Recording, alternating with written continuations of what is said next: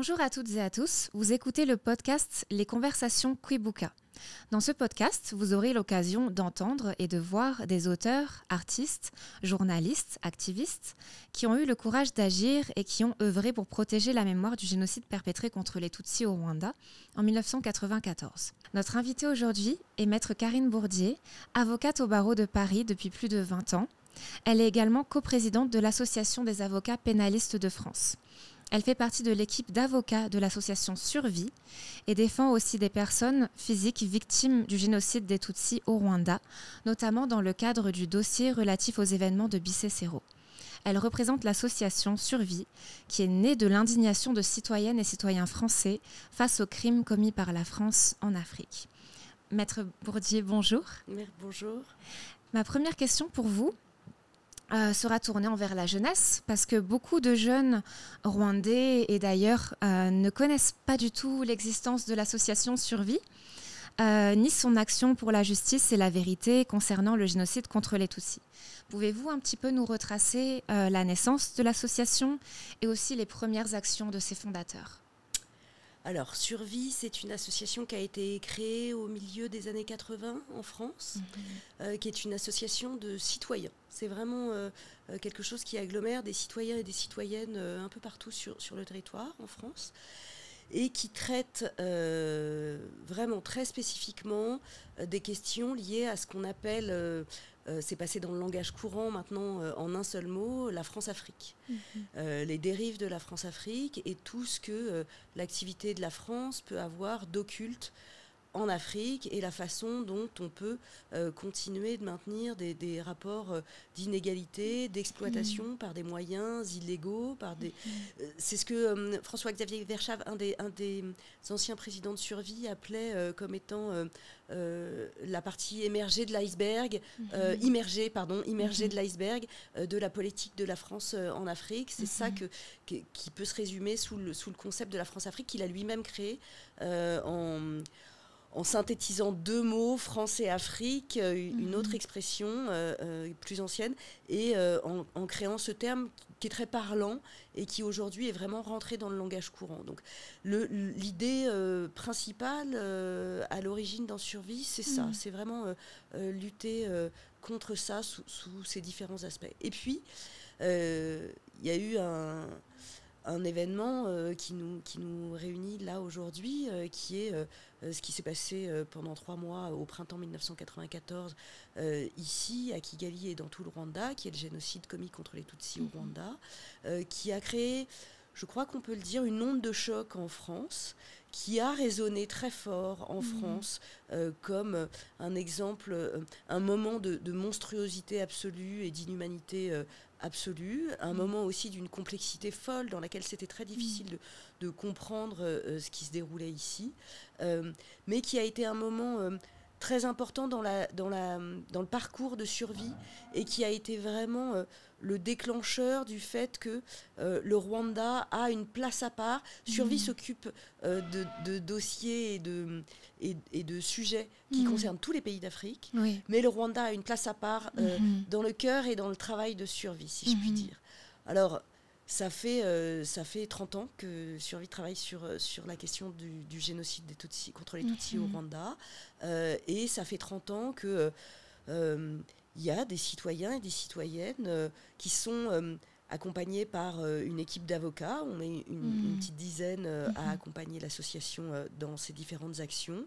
Mais c'est aussi des actions qui sont très simples. C'est aussi des actions de pédagogie. C'est aussi organiser des colloques. C'est aussi rédiger des articles. Il y a un périodique qui est édité par Survie qui s'appelle Billets d'Afrique et d'ailleurs, qui est très intéressant, qui est accessible aux abonnés et qui diffuse des articles qui sont rédigés par les membres de l'association.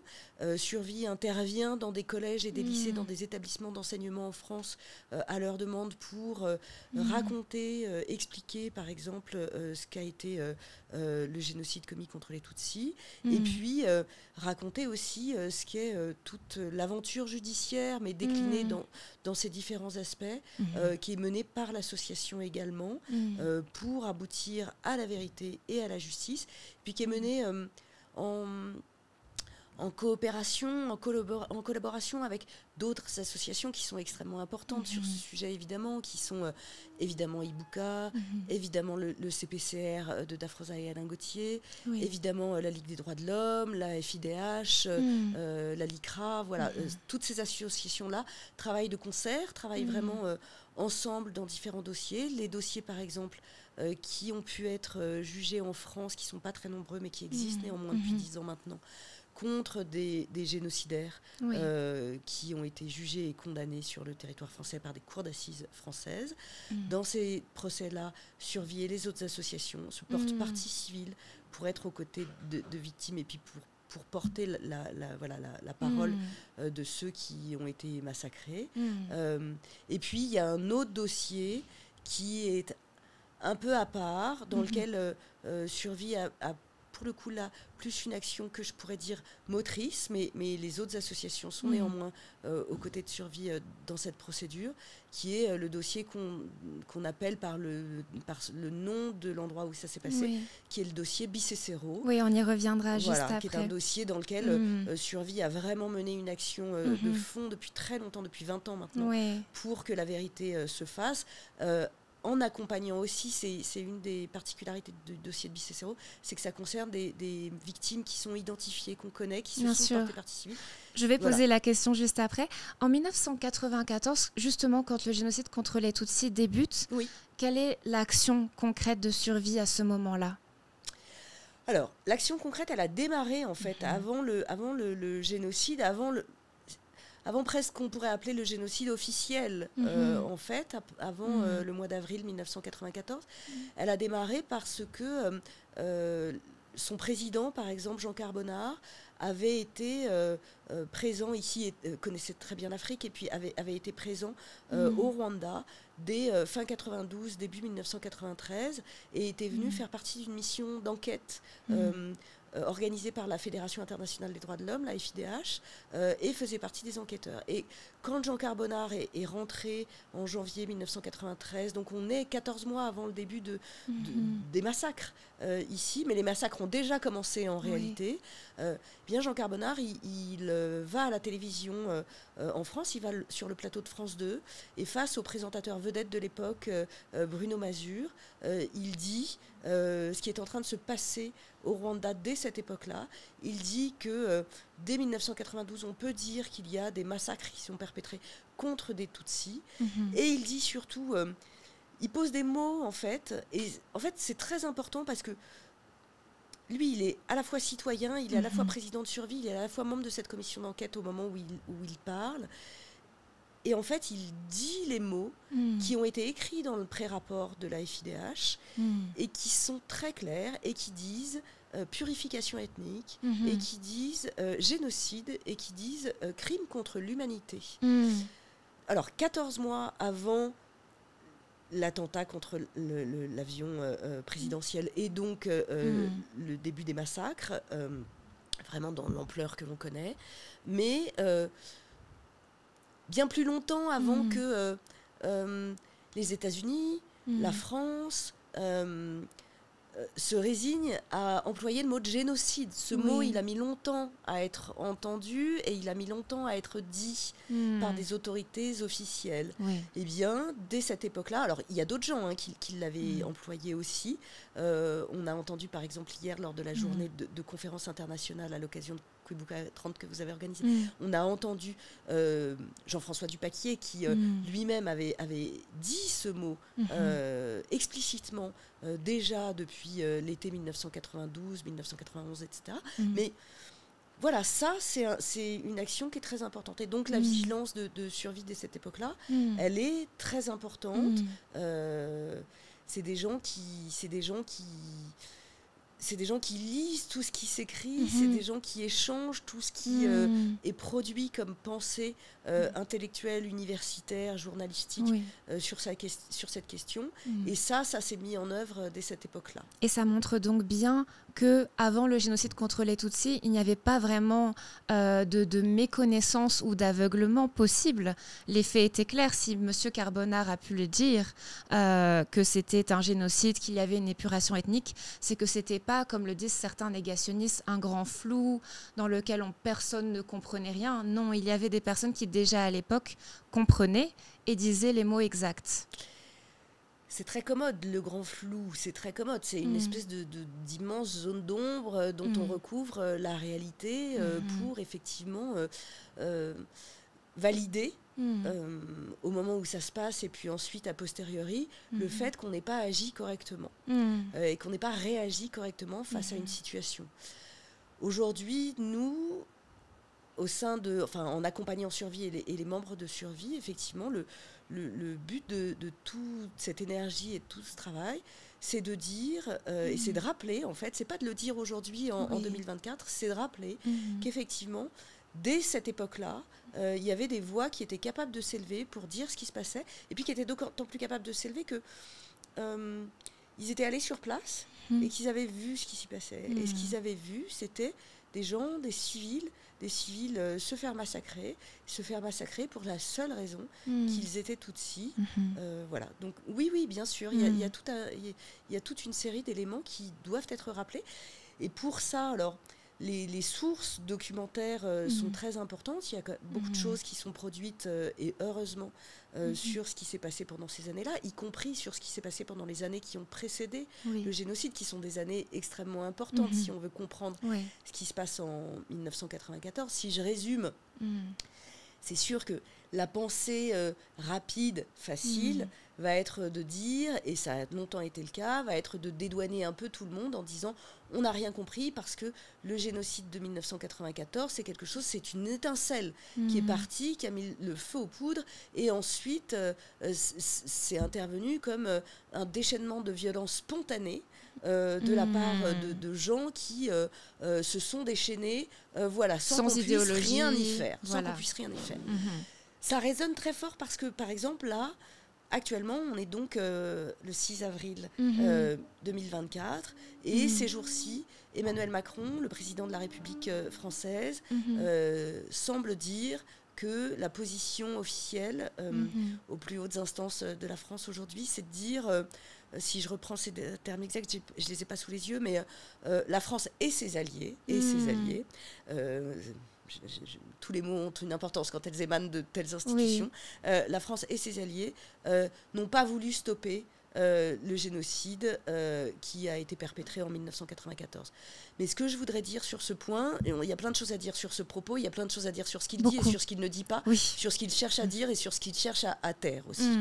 Mais si vous voulez, si on le replace dans le contexte de 1994 et des années qui précèdent, et de l'intervention de la France au Rwanda dès octobre 1990, et de l'opération Nord-Roi, et de la façon dont la France est intervenue ici pour former des gens militairement qui ensuite ont été aux commandes et qui ensuite ont eux-mêmes formé d'autres gens, perpétré des massacres, etc. C'est très important parce que je me réfère encore à cette intervention de Jean Carbonard, où certes il est bouleversé et il pleure à l'antenne, c'est très émouvant de voir ce monsieur si sérieux être submergé par l'émotion du fait de ce qu'il a vu, mais il dit, en dehors des mots qu'il pose, il dit aussi des choses qui sont fondamentales. Il dit nous pouvons faire quelque chose. Nous avons une responsabilité, tous citoyens, mais la France a une responsabilité. Et il dit quelque chose qu'en janvier 1993, le 28 janvier, il est capable de cerner aussi et d'affirmer, c'est-à-dire nous avons aidé, nous aidons ces gens militairement et financièrement. Alors, aujourd'hui, on peut rajouter logistiquement, politiquement, diplomatiquement. Évidemment, on le sait, tout ça, c'est documenté aujourd'hui. Mais dès cette époque-là, il dit la France aide ces gens financièrement et militairement. Oui, lui, il l'avait vu entouré de tous ses collègues, lui, il le savait, était capable de l'affirmer.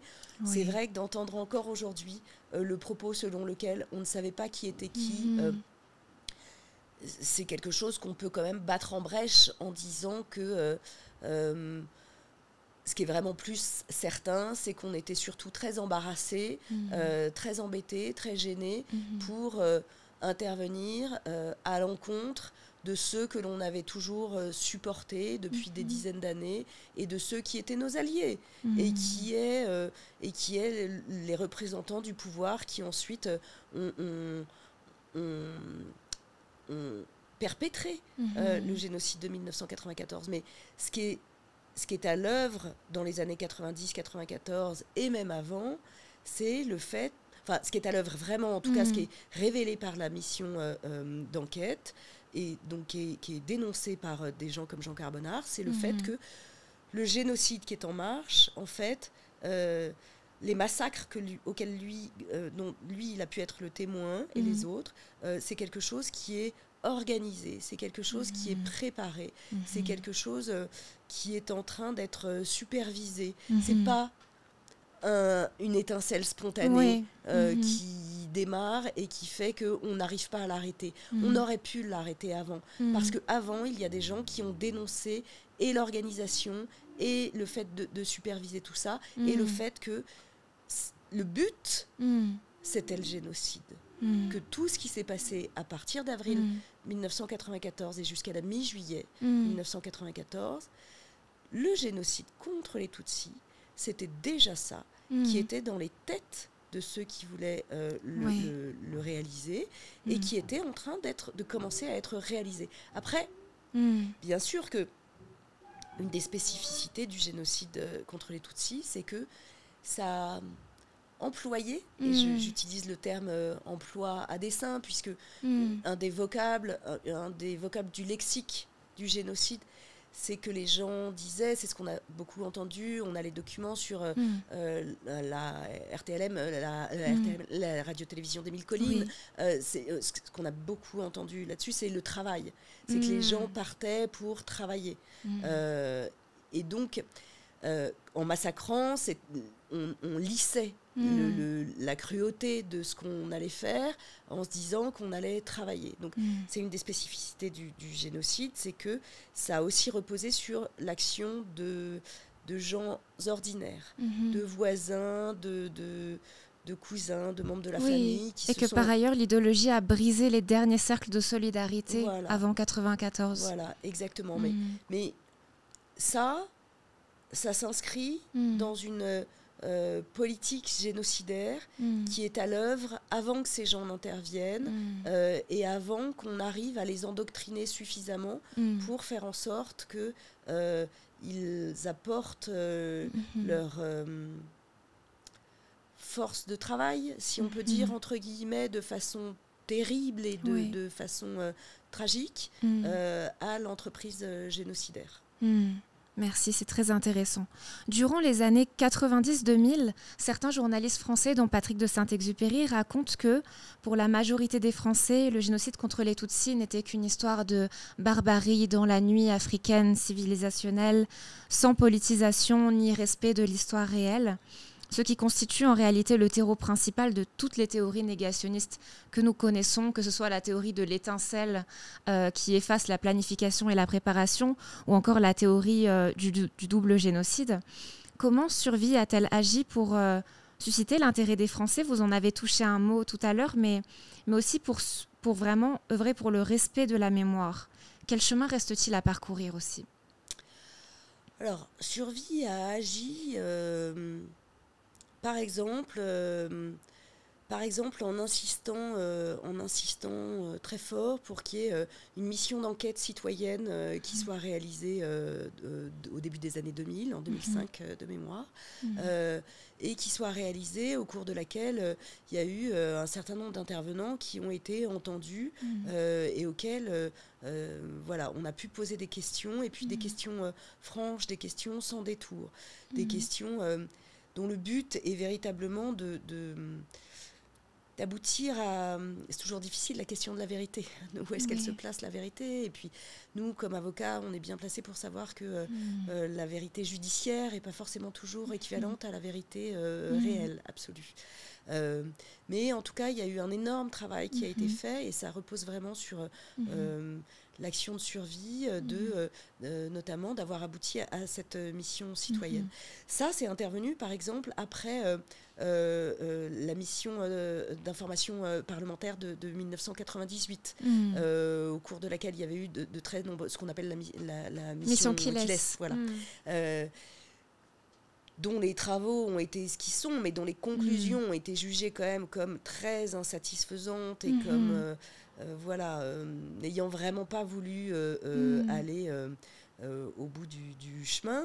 Alors, bon, moi je suis avocat, donc j'ai aussi envie parfois de trouver des explications. Peut-être c'est un travers d'avocat de la défense. C'est vrai que si je réfléchis maintenant en 2024, je me dis, en 1998, on était très près de 1994. Tout le monde était vivant, parmi les autorités politiques, militaires qui étaient intervenues. En France, oui. Si on replace ça dans ce contexte, on peut aussi l'analyser sous ce prisme. Il était tellement difficile, tout le monde était vivant, sauf le président Mitterrand. Le président Mitterrand, c'est pas rien. Mais c'est vrai que si on le replace dans ce contexte, c'était peut-être encore plus difficile à cette époque-là de déboulonner des statuts, de dire la vérité. Mais enfin, quand même, 1 million de morts en 3 mois, voilà, ça obligeait quand même tout le monde à faire le maximum d'efforts. Mais c'est vrai que cette mission d'information parlementaire, par exemple, c'était pas une mission d'enquête. Ça a été beaucoup reproché par les membres de Survie qui ont beaucoup écrit. À cette époque-là, c'est François-Xavier Verschaff qui avait pris la présidence de l'association et qui a beaucoup travaillé effectivement pour que la lumière soit faite au maximum sur le Rwanda. Et puis Survie, s'est mis en marche pour rassembler le maximum de documentation. C'était une sorte de contre-mission, en fait. Oui, voilà. Et puis, si vous voulez, c'est encore le cas aujourd'hui. Il y a encore des colloques qui sont organisés. Moi, j'ai participé à un colloque c'était il y a 5 ans, c'était à l'occasion de mémoire, je le dis de mémoire, mais à l'occasion de la 25e commémoration à Paris, qui a rassemblé beaucoup de monde, qui a été formidablement réalisé. Il faut savoir que alors, j'ai envie de saisir cette occasion pour leur rendre hommage aussi à eux, parce que le groupe Rwanda au sein de Survie, c'est une quarantaine de personnes qui aujourd'hui s'écrivent tous les jours et réfléchissent tous les jours à comment faire plus, comment faire mieux, comment continuer ce chemin. C'est un chemin dont on sait tous qu'il n'est pas arrivé à son terme, celui de la vérité de ce qui a été commis ici. Et puis surtout du rôle de la France, bien sûr, qui est le travail de Survie, la reconnaissance du rôle de la France dans le génocide perpétré contre les Tutsis au Rwanda fait partie des statuts de Survie aujourd'hui. Ça a été intégré au statut officiel de l'association. C'est dans le cœur de l'association. Voilà, c'est dire l'importance que ça a vraiment pour l'association et en particulier évidemment à tous les membres du groupe Rwanda auxquels je pense. Mais c'est vrai que c'est de ce fait un chemin qui est fait au quotidien aussi pour continuer de travailler. En 2021, en France, il y a eu le rapport qui a été rendu par la commission, ce qu'on appelle la commission Duclerc, sous la direction de Vincent Duclerc. C'est un travail très important qui a été fourni et c'est un travail qui n'avait pas été fait auparavant. Donc c'est un travail qui a du sens et qui a sa place, qui a vraiment une utilité. C'est un travail qui dit quelque chose aussi. Le fait qu'en 2019, le président de la République demande à la commission Duclerc de réaliser ce travail, ouvre les archives, etc. C'est un travail qui dit quelque chose de l'évolution des mentalités par rapport au rôle de la France, par rapport à la responsabilité de la France. Les conclusions, si je reprends juste ce que tout le monde sait sur les conclusions du rapport Duclerc, de dire que la France a des responsabilités lourdes et accablantes dans le génocide, de parler de faillite française au Rwanda, c'est quelque chose qui a un sens évident très important. Néanmoins, les mêmes conclusions du rapport de la commission Duclerc qui disent néanmoins il n'y a pas de complicité de la France dans la perpétration du génocide et des massacres. Mais le travail de Survie avec ses avocats, avec l'équipe d'avocats que nous formons à 10, je pense à mon associé Laure Hennig, je pense à Olivier Fox, je pense à Éric Plouvier, je pense à tous les gens qui animent cette équipe. Tout ce travail, c'est dire que ça, c'est une conclusion d'historien, mais que nous, juristes, nous avons la possibilité, nous avons les éléments pour apporter une conclusion juridique différente. Et que, à notre sens, juridiquement, la complicité de la France, elle se pose d'une façon tout à fait pertinente et qu'elle doit aboutir à ce que des investigations continuent parce que nous estimons qu'il y a matière à dire que la France, juridiquement, c'est pas une histoire de... C'est pas l'histoire de pointer du doigt des personnes. C'est pas une question morale, c'est une question politique et juridique. La question, c'est celle d'interroger un système. C'est celle d'interroger un système à travers ceux qui l'ont incarné, peut-être, mais c'est interroger un système qui a permis de faire en sorte que, impunément, on puisse massacrer ici, et alors même que à un moment donné, à partir du 22 juin 1994, la France était présente sur le territoire rwandais et était censée intervenir pour faire en sorte que ça cesse. Et pourtant, ça a continué. Ça a continué. Ça a continué. Ça nous mène à la question suivante. Vous avez été l'avocate des plaignants rwandais dans le dossier de Bisesero. Rappelons qu'entre le 27 et le 29 juin, des milliers de Tutsis ont été assassinés dans cette zone en présence de l'armée française qui devait protéger les Tutsis. La mission turquoise était accusée de complicité de génocide par des rescapés et des associations de rescapés. Et cette mission a bénéficié d'un non-lieu. Pouvez-vous expliquer la procédure, ses enjeux et son résultat pour un public non juriste ? Alors, je vais rectifier tout de suite une chose que vous avez dite, Jessica, c'est-à-dire que ça n'est pas j'étais l'une des avocates dans ce dossier. Je suis l'une des avocates dans ce dossier parce qu'on dit beaucoup ce dossier est fermé, ce dossier est fermé. Ce dossier n'est pas fermé pour l'instant. Ce dossier, effectivement, est une bataille judiciaire de 20 ans, puisqu'il y a 20 ans, en 2005, c'est la particularité du dossier de Bisesero, qui est un dossier vraiment emblématique sur la question du rôle de la France au Rwanda. En 2005, il y a six personnes physiques, comme on dit, six particuliers, 6 individus, 6 rescapés. 6 rescapés, Tutsis, qui ont été massacrés, 3 plus particulièrement concernés par Bisesero, qui ont déposé plainte en France pour dénoncer ce qui avait été fait à leur encontre et dénoncer le fait qu'on ait laissé faire, qu'on les ait laissés être massacrés sur les collines de Bisesero. Ça fait 20 ans que ce dossier est en cours et effectivement, on est sur la dernière partie, la dernière phase de la bataille judiciaire. Voilà, enfin, nous, on espère, évidemment, on se bat pour que ce ne soit pas le point final qui soit porté à ce dossier. Il y a eu une ordonnance de non-lieu qui a été rendue. On en a fait appel. Elle a été annulée pour des raisons de procédure. Une nouvelle ordonnance de non-lieu a été rendue. Nous en avons fait appel et on doit avoir encore une audience à la Cour d'appel de Paris à la fin du mois de mai 2024. Donc c'est un dossier qui est encore en cours et c'est un dossier dans lequel on va avoir encore l'occasion de plaider et dans lequel on prend des écritures qui sont extrêmement détaillées, qui reprennent tout le dossier vraiment, dans lequel on a énormément. C'est un dossier qui fait des milliers et des milliers de pages. Hein. Et qui n'est pas évident à suivre pour le public extérieur. C'est un dossier qui est très compliqué. Je vais essayer de le résumer pour faire preuve de pédagogie. Il faut revenir pour cela à 1994 et à la fin juin 1994. À partir du 22 juin 1994, les choses changent et les autorités françaises comprennent qu'ils ne vont pas pouvoir rester sans intervenir. Voilà, on comprend qu'il va falloir intervenir au Rwanda. Et donc, à partir du 22 juin, il y a un ordre de mission, il y a une mise en place d'une opération militaire qui s'appelle Turquoise. Ça résonne dans l'oreille de tout le monde, la mission Turquoise qui est mise en place. Et Turquoise arrive au Rwanda à partir de ces derniers mois, ces derniers jours du mois de juin 1994, avec un ordre de mission qui est... dont une partie des termes qui sont employés sont de mettre fin au massacre partout où ils se produisent, mettre fin au massacre partout où ils ont lieu, autant que possible, et si nécessaire en faisant usage de la force. Et cette mission s'inscrit aussi dans le cadre d'une résolution du Conseil de sécurité des Nations Unies, la résolution 929, qui donne effectivement la possibilité à la France d'intervenir et qui lui donne aussi la possibilité de faire usage de la force chaque fois que c'est nécessaire. Et les équipes vont se mettre en place, particulièrement dans l'ouest du pays, en se déployant sous la forme de trois détachements du commandement des opérations spéciales, avec une hiérarchie militaire qui est bien connue, qui est documentée, qui dirige tout ça et qui dirige les missions d'exploration et de reconnaissance de ces patrouilles militaires qui vont se mettre en place très rapidement. Et puis, il y a notamment des soldats qui vont aller...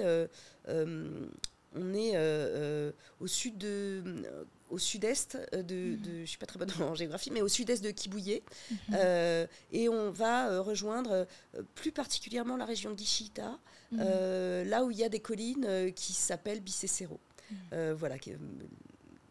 Qui sont décrites à d'autres époques, en d'autres temps, comme un lieu merveilleux, magnifique, dans des collines sur lesquelles il y a des villageois qui habitent. Et je suis obligée de résumer, de faire court, mais ce qui va se passer, c'est que lors de ces missions d'exploration, il y a plusieurs soldats qui vont, à un moment donné, à Bicécero, rencontrer des gens qui vont sortir des bois dans lesquels ils se cachent, de la forêt, qui vont venir à leur rencontre et qui vont leur dire « on est en train d'être massacrés », qui vont leur dire voilà ce qui est commis contre nous, on est pourchassés depuis des jours et des jours, on s'est réfugiés ici. Il y a notamment un homme qui est Eric, qu'on assiste, qu'on défend.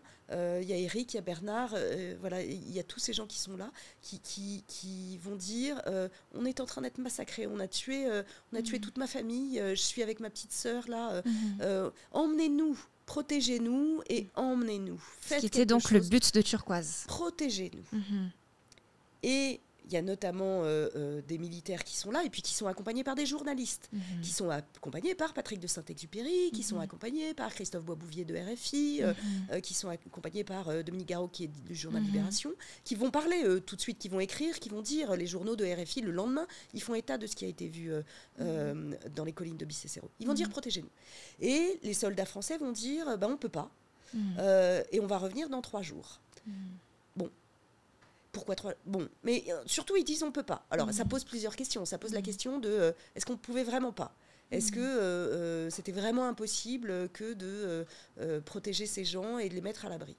Et puis, il y a d'autres soldats qui vont dire ah, mais on n'a pas compris ce qui se passait et on avait peur. Enfin, ça, après, c'est un peu la version officielle qui va venir couvrir tout ça d'une espèce de nappe de confusion, comme on disait tout à l'heure, pour faire en sorte qu'on n'ait pas de responsabilité à soulever. Mais qui vont dire on n'a pas bien compris que ce n'était pas des rebelles du FPR. Mais on a très bien compris que ce n'était pas des rebelles du FPR, puisqu'ils étaient en sang, puisqu'on a montré aux soldats les fosses dans lesquelles, qui étaient jonchées de cadavres, de femmes, d'enfants, de vieillards, et qu'on a très bien vu que c'était des gens qui n'étaient pas armés. Pour seules armes, ils avaient des branches de bois, quand ils avaient la force de les arracher des arbres, et des pierres pour essayer de se défendre contre les massacreurs. Et donc, je résume, l'armée française est repartie. Il y avait 2000 personnes à peu près. On évalue à 2000 personnes les gens qui étaient dans les collines de Bicécero quand ils ont rencontré l'armée française le 27 juin. 2000 Tutsis ? 2000 Tutsis.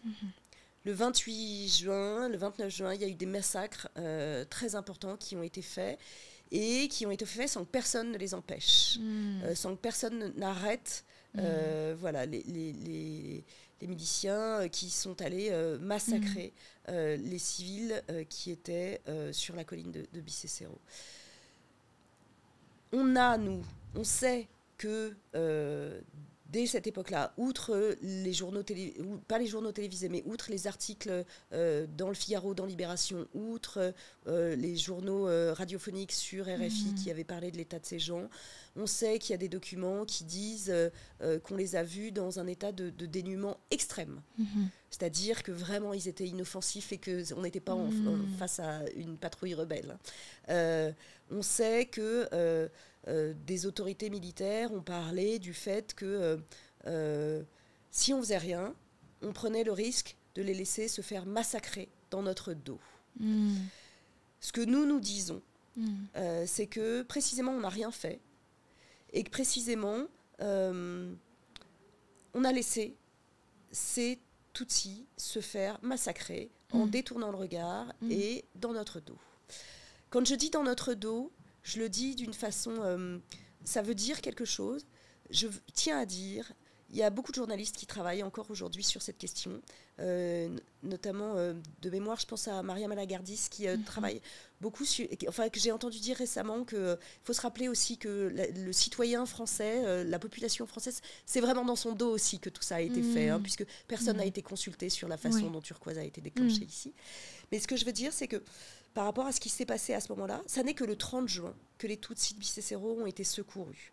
Et ils n'ont pas été secourus parce qu'il y a un ordre militaire qui a été donné disant à partir d'aujourd'hui, on va déployer telle force parce qu'on a les moyens, on a de quoi les secourir, des moyens logistiques militaires de les secourir.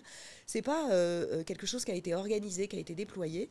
C'est à un moment donné des soldats d'un des détachements qui était présent à Gishita qui a décidé de contrevenir aux ordres, de ne pas respecter même les ordres qui leur étaient faits, de s'occuper d'autre chose et de ne pas aller là-bas, qui a décidé d'aller là-bas et qui, allant là-bas, a contraint la hiérarchie à prendre acte de ce qu'une opération de sauvetage était mise en place. Sauf que, là, on est le 30 juin, on est 3 jours après la rencontre du 27, et qu'il ne reste plus que 500 à 800 Tutsis. Et qu'il y a environ 1 millier de personnes, qui ont été massacrées en si peu de temps. C'est des massacres qui font du bruit, qui ont fait du bruit. C'est des massacres qu'on a entendus. Et c'est des massacres qu'on a laissé faire. Alors cette question-là, elle pose pour nous juristes et pour les associatifs, pour les membres de cette association, et aussi, j'insiste, des autres qui sont partie civile aux côtés de Survie, ça pose la question de la complicité de la France. Alors, cette question, je vais juste en dire quelques mots parce que c'est une question qui est juridiquement compliquée, mais à expliquer comme ça, mais qui est très importante et qui est très intéressante. Être complice dans le langage courant, c'est prêter main forte.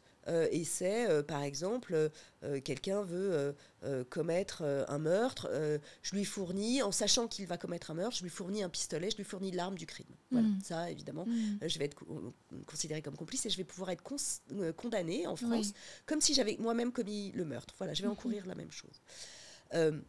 C'est plus compliqué. Évidemment que personne ne dit, dans notre dossier, personne ne dit que les militaires français ont pris des machettes ou des mitraillettes pour aller tuer eux-mêmes, massacrer eux-mêmes des civils Tutsis. Personne ne dit ça.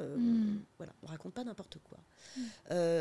Personne ne dit même que les militaires français qui étaient présents au Rwanda, qui étaient présents dans cette région, que les militaires qui ont rencontré les Tutsis de Bicécero le 27 juin, par exemple, et dont on peut imaginer la résonance du choc, le traumatisme que ça a pu engendrer pour eux aussi, de voir ça de leurs yeux, de voir la réalité du génocide qui était en train d'être perpétré sous leurs yeux, même on n'y passe ça. C'est-à-dire qu'on n'est pas en train de dire que les soldats présents à Bicécero ont adhéré à l'idéologie du pouvoir génocidaire et ont décidé eux-mêmes d'apporter leur pierre à la perpétration du génocide contre les Tutsis.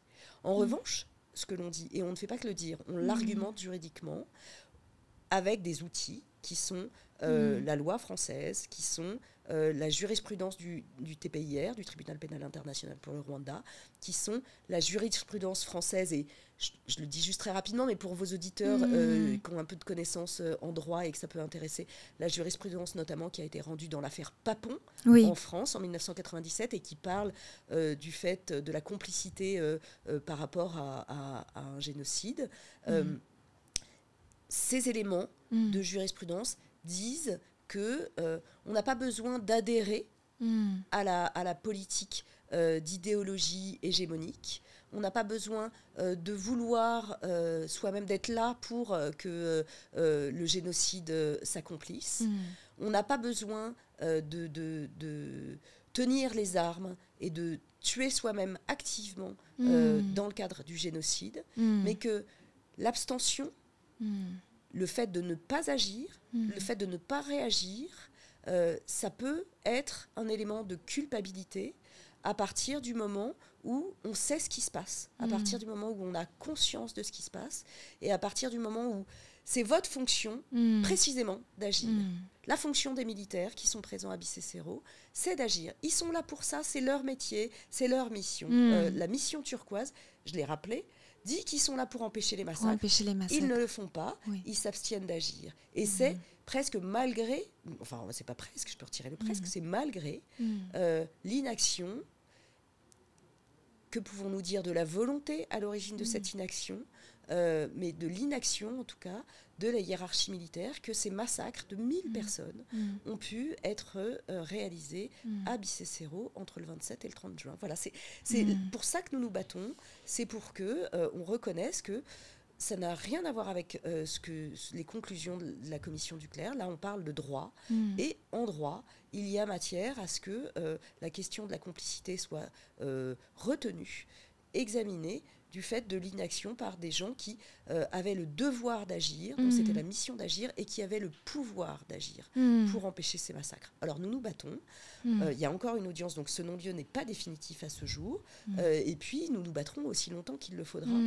Voilà, parce que c'est pour les gens de Bicécéro, voilà, ça mérite que on aille, c'est un chemin qu'il faut continuer d'arpenter jusqu'au bout. Je fais un pas de côté et juste pour dire que de manière non juriste, on peut quand même se poser la question de la porosité à l'idéologie anti-Tutsi dans les cercles de pouvoir et militaires français, quand on sait que certains hommes d'État ont pu dire des choses comme il faut construire un Hutuland et un Tutsiland au Rwanda. Donc on voit bien qu'il y a vraiment une pénétration de l'idée raciste qui sous-tend qu'il y a des peuples différents au Rwanda, et aussi la manière dont certains anciens hauts gradés de l'armée française ont parlé de Khmer noirs s'agissant des Tutsis qui se battaient au sein du Front patriotique rwandais. Donc il y a quand même cet élément-là, je parle en dehors de votre procédure bien sûr,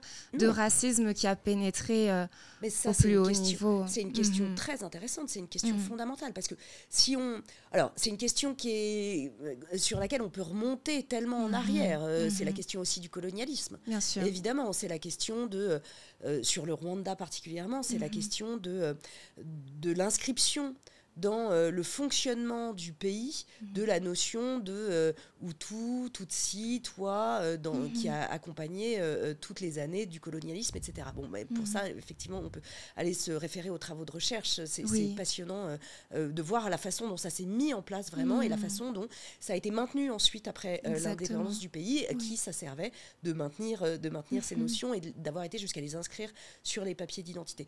Par rapport à la France, ce que je peux dire pour réagir sur le pas de côté que vous faites et qui est tout à fait pertinent, me semble-t-il, c'est que ce qu'on voit par exemple dès l'époque, c'est ce qui est de source, enfin ce qu'on connaît, ce qui est de notoriété publique, c'est-à-dire les propos du président Mitterrand qui, à l'été 1994, dit à un moment donné un génocide chez ces gens-là, c'est pas trop important. On ne peut pas ne pas entendre ça comme quelque chose qui s'inscrit vraiment dans ce que vous dénoncez. Et puis, je voudrais rappeler aussi par rapport à la question du négationnisme, qui est très vivace aujourd'hui, dont on sent vraiment depuis quelques années la reviviscence vraiment du négationnisme. Alors ça s'est jamais éteint en fait, on comprend que le négationnisme il s'est jamais éteint, mais juste qu'il a peut-être plus de voix aujourd'hui qui s'en emparent. Dans quel but encore? C'est aussi ça qu'il faut interroger aujourd'hui, et c'est ça qui est très effrayant, de se poser la question du but. C'est un but sur lequel il faut être très en alerte tous, parce que plus jamais ça, d'accord, mais plus jamais ça en étant vraiment si sûr de plus jamais ça. C'est ça qui fait vraiment peur et qui doit continuer de faire peur à tout le monde, pour que tout le monde le mette en œuvre au quotidien, très concrètement, le plus jamais ça.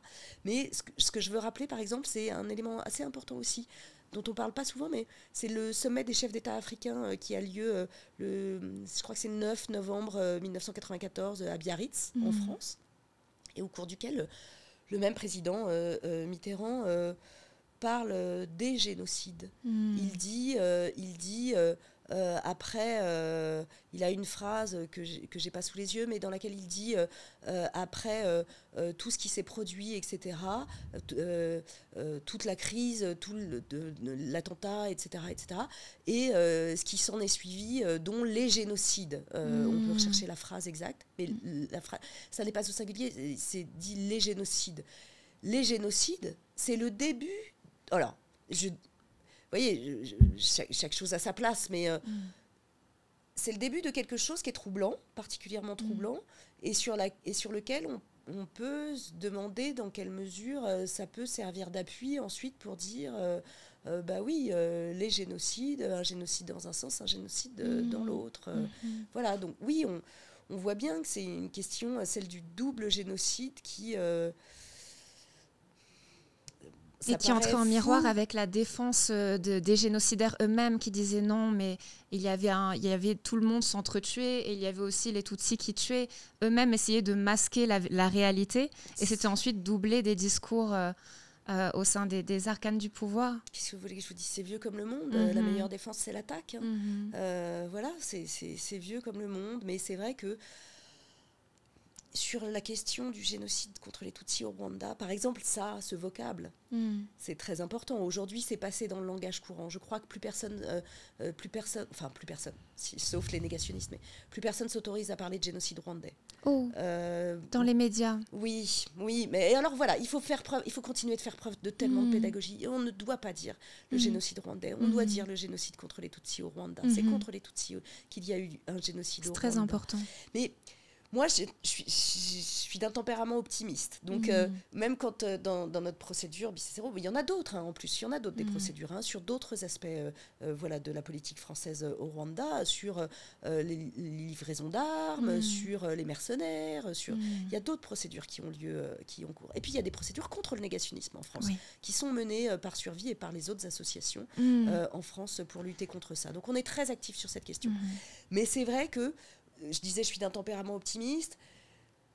En France aussi, moi j'ai envie de croire que tout le travail que chacun à sa place fait, les chercheurs, les historiens, les journalistes, les activistes, les avocats, les choses bougent et les choses avancent. En France, maintenant, il y a un jour national. Alors, c'est peut-être des petites choses, c'est peut-être des choses qui c'est peut-être un coup de terre sur une jambe de bois, quoi. Enfin, c'est peut-être juste un...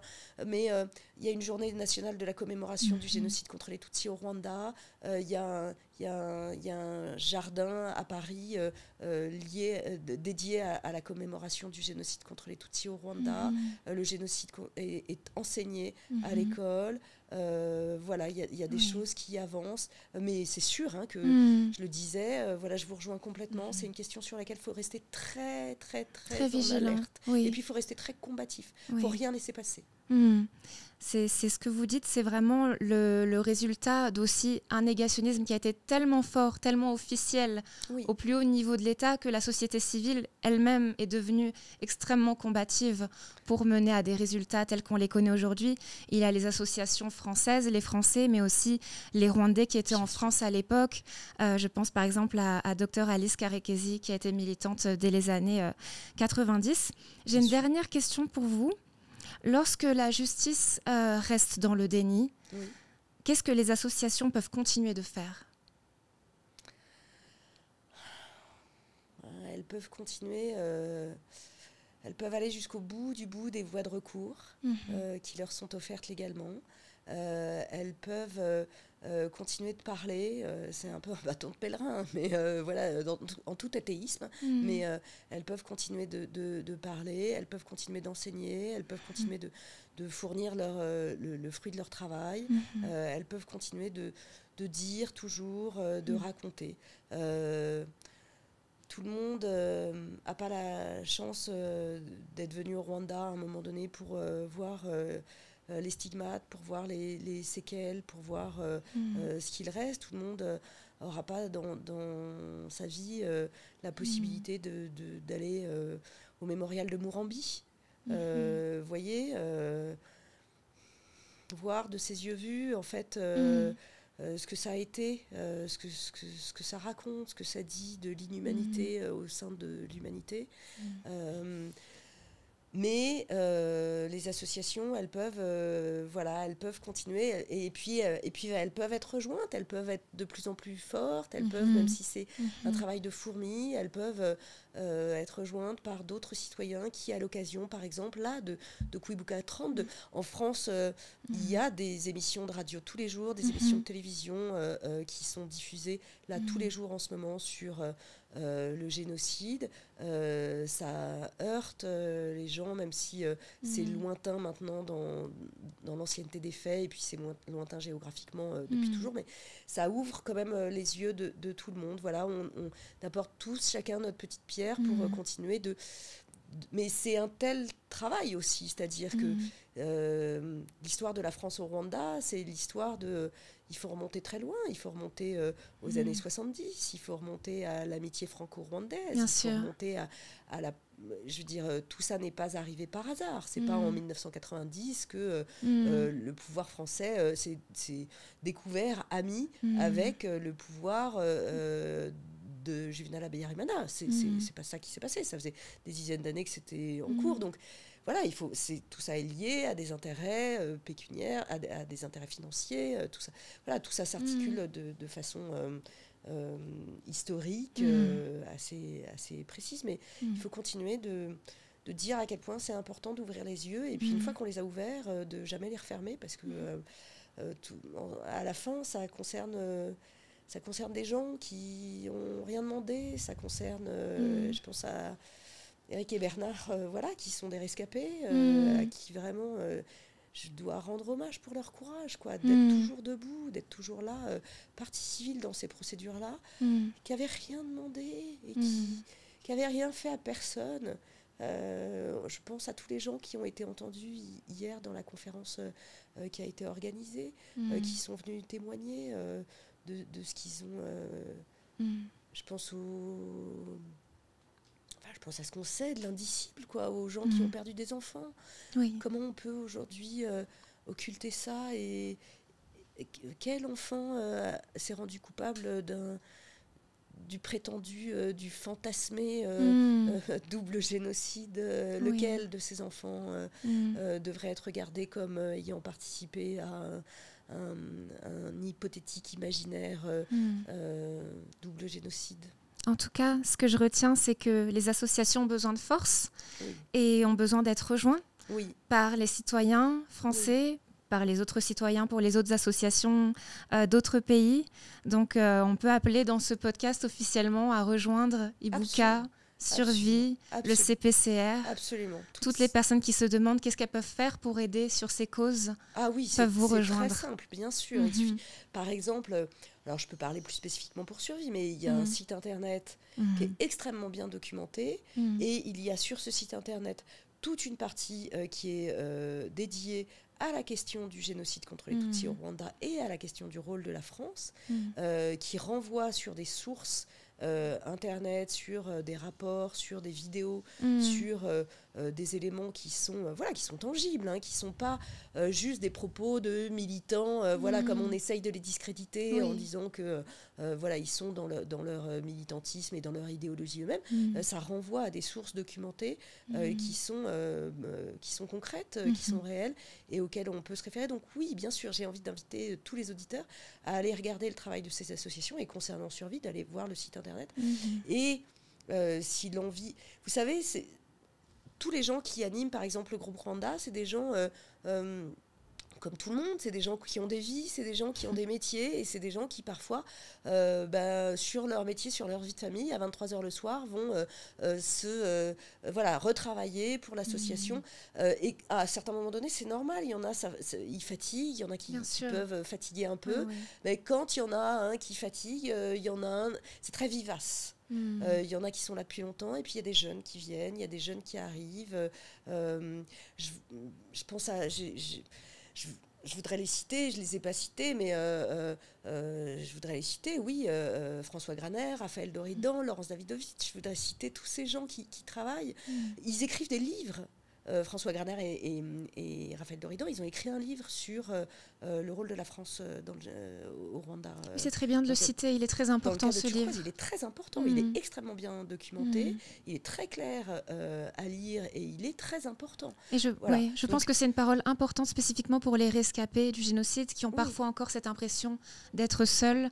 Donc vous leur dites qu'en France, il y a des personnes qui, jusqu'à 23h, travaillent les dossiers. Ils ne sont pas seuls. Et je forme le vœu, oui, j'ai l'espoir, moi, qu'ils ne le seront jamais. Qu'ils ne le seront jamais, on sait que le Rwanda est aujourd'hui un pays dont la population démographique est très jeune. On sait que y a plein de rescapés qui sont plus là aujourd'hui déjà, parce que même si c'était seulement il y a 30 ans, en fait la force du traumatisme est aussi très éprouvante pour vivre avec. Et puis 30 ans c'est loin et c'est proche en même temps, c'est encore, il faut aussi se dire ça, il faut en avoir conscience. Moi je vois ici en parlant avec soit des rescapés, soit des familles, soit des gens de la société civile qui travaillent sur la question avec vous, avec plein de gens. Je vois que c'est encore si présent, et heureusement que c'est encore si présent, c'est encore si fort. Donc, qu'en sera-t-il dans 20 ans, dans 30 ans C'est vrai que moi, j'ai l'espoir qu'on est tous... par notre travail, par nos propos, par les discours et les travaux qu'on aura produits, qu'on ait tous donné l'idée et l'envie à nos enfants, à nos petits-enfants, de continuer sur ce chemin-là, pour faire en sorte que un jour, vraiment, toute la vérité soit faite et éclate sur toutes ces questions qu'on a évoquées ensemble. Et puis, pour la mémoire, pour que la mémoire soit toujours aussi forte, soit toujours aussi vivace, pas juste c'est très important d'avoir des mémoriaux et d'avoir des musées, ils sont fondamentaux, ils sont majeurs, mais qu'aussi dans les familles, on se parle et qu'on se dise et que le jour de la commémoration, en France, le 7 avril, on puisse tous se dire, c'est ça qui s'est passé, tu sais ce qui s'est passé, tu sais ce qui s'est passé, en avril, en mai, en juin, jusqu'à mi-juillet 1994, contre les Tutsis au Rwanda. C'est 1 million de personnes qui ont disparu parce qu'un génocide a été organisé et ensuite a été perpétré. Et qu'on a mis effectivement 3 mois à l'arrêter, alors qu'on savait. Merci beaucoup, Maître Karine Bourdier, pour votre présence. Merci à vous, c'est moi qui vous remercie. Et à très bientôt pour un nouvel épisode.